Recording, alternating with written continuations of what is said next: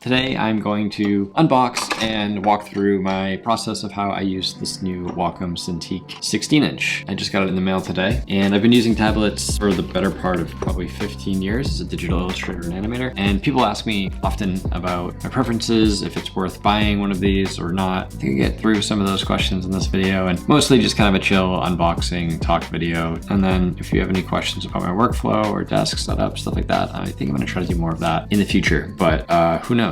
Maybe I won't, ever.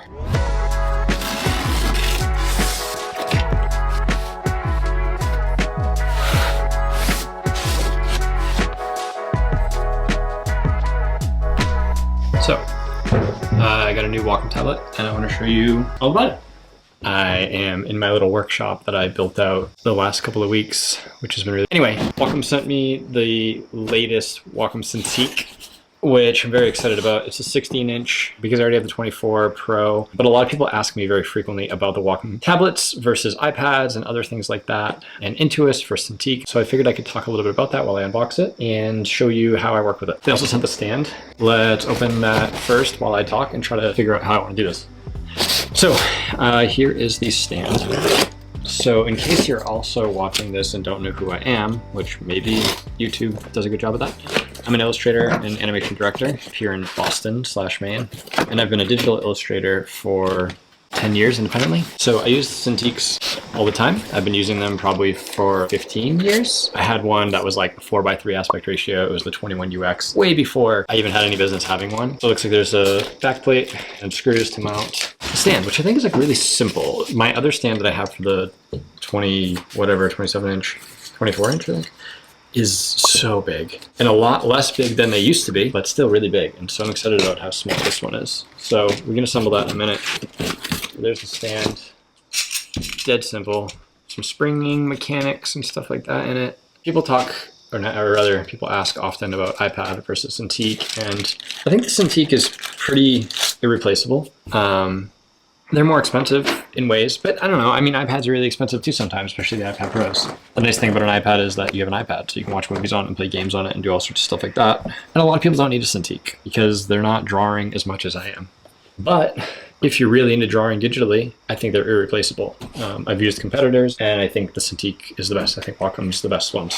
But if you want a dedicated drawing device, the Wacom Cintiq I think is the best. So now they basically did a total overhaul in the design of these. The packaging is really nice, and it's way less plastic use. This is accessory box, which is, you know, a bunch of stuff. I basically just need a Thunderbolt cable, which looks like this must be Thunderbolt. The nice thing about these new Cintiqs is that it doesn't need a power brick. Your MacBook can run power to the Cintiq display and output the functionality as well.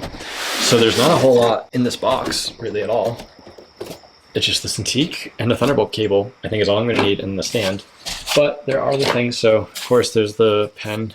They function great, but they're a little bit lighter. And maybe I would want like something with the Apple Pencil that I do like, that has a little more weight to it. But cool. Metal pinchy ring to be able to put the nibs.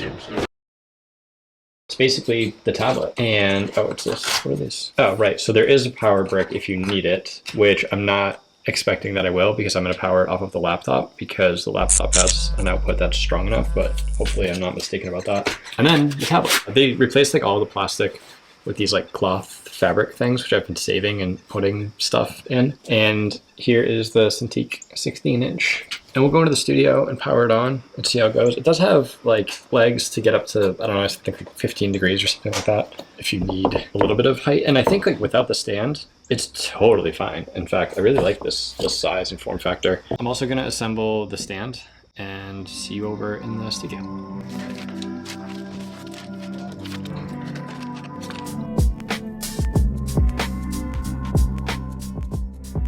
Okay, so summary, the Cintiq, it's sick. They've gotten way better over the course of time. They've gotten more affordable, which I think is a huge deal. I love that I have one cable basically to power the display and also output the display and have the pen work and all of that. That's a really big deal for me. It works great on my desk. The stand is awesome. The stands have gotten a lot better over time too. They used to be really clunky and chaotic, and This one has full range, pretty much all the way down to flat. It's fantastic.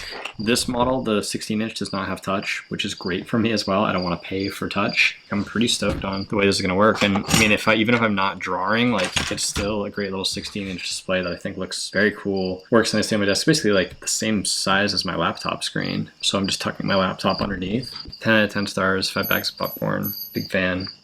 Hey, real quick, while editing this, I realized my dumbass didn't actually talk about the drawing very much, like technically, but it draws amazing. It's a Wacom tablet. That's like what they do. That's what they specialize in. So it doesn't really occur to me that it would be anything other than fantastic. The pen feels really good against the screen.